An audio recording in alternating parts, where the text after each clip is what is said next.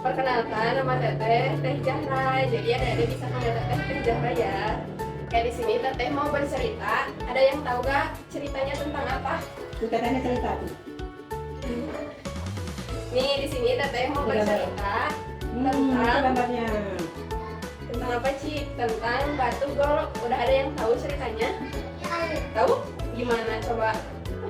Udah tahu belum? Udah tahu belum? Oh mulai guys ceritanya?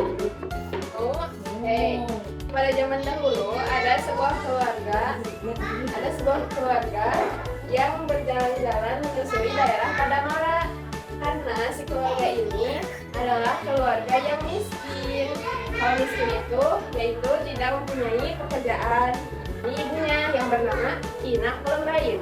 Ini ayahnya yang bernama Amak Kelembain. Ini anaknya yang laki-laki masih bayi ya ini tuh. Kalau ini kakaknya, kakak si ini yang kakaknya perempuan. Nah keluarga ini tuh mencari sebuah pekerjaan berkeliling dan akhirnya ayahnya mendapat pekerjaan yaitu membangun pagar tembok. Pekerjaan ini butuh beberapa hari. Nah si ayah ini udah bekerja untuk membangun pagar tembok. Nah si ibunya lalu mencari pekerjaan bersama anak-anaknya dan akhirnya si ibu mendapat pekerjaan yaitu menumbuk padi. Adik-adik tahu ya padi? Padi. Juga padi. Padi yang ditanam di sawah. Iya, yang suka ada makan itu beras, itu asalnya dari padi. Nah, ibu itu bekerja sebagai penumbuk padi-padi. Nah, kata si ibu ini, anak-anakku tunggulah di sini. Terus ibu ini mendudukkan anak-anaknya di atas batu golok. Batu golok itu batu yang besar. Nah, anak-anak ini tuh duduk di atas batu golok, kata ibunya teh. Batu besar. Batu golok namanya. Ya, batu besar. Nah, anak-anak itu duduk di atas batu besar itu sambil bermain. Ini adik kakaknya bermain di atas batu besar.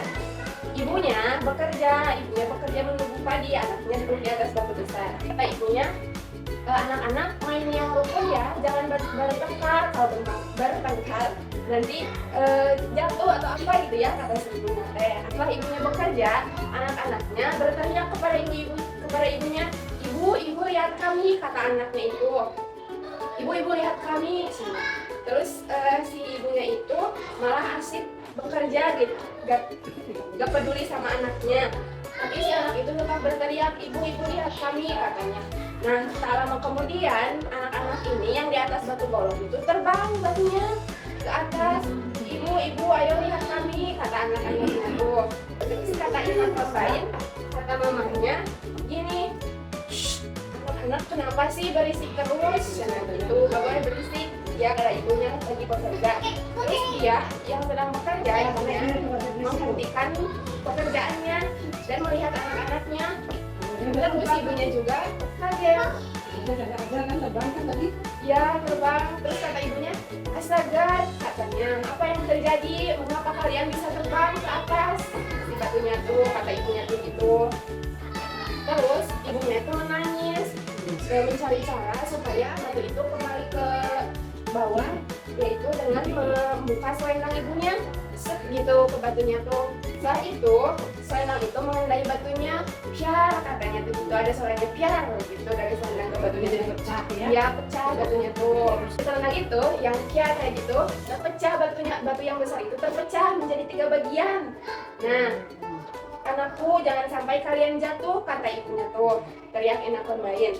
Terus si ibunya tuh mencari anak-anaknya yang tadi terbang ke atas sama batunya. Kemana ya anakku, katanya. Ya Tuhan, andai saja aku tadi lebih memperhatikan anakku, katanya. Kemudian ibunya berdoa.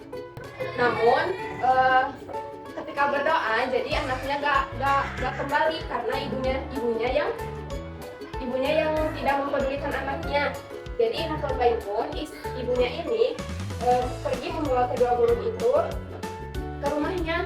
Jadi si anaknya itu yang tadi di batu itu berubah menjadi burung, yang terbang ke atas itu berubah menjadi burung. Terus kata rumahnya, mesti kalian jadi burung, kalian ini dekat anak-anakku. Nah ini dia berubah jadi burung, yang terbang ke atas itu. Terus istrinya tuh bercerita kepada ayahnya, istrinya tuh, anak-anakku telah menjadi burung karena keteladanan aku, katanya begitu. Terus semoga dia tidak murka melihat anak-anak ini, katanya. Maafkan aku yang telah lalai menjaga anakku, katanya gitu. Terus anak perempuan ini, ayahnya tidak bisa berkata apa-apa. Percuma saja marah pada istrinya karena marah tidak akan mengembalikan anaknya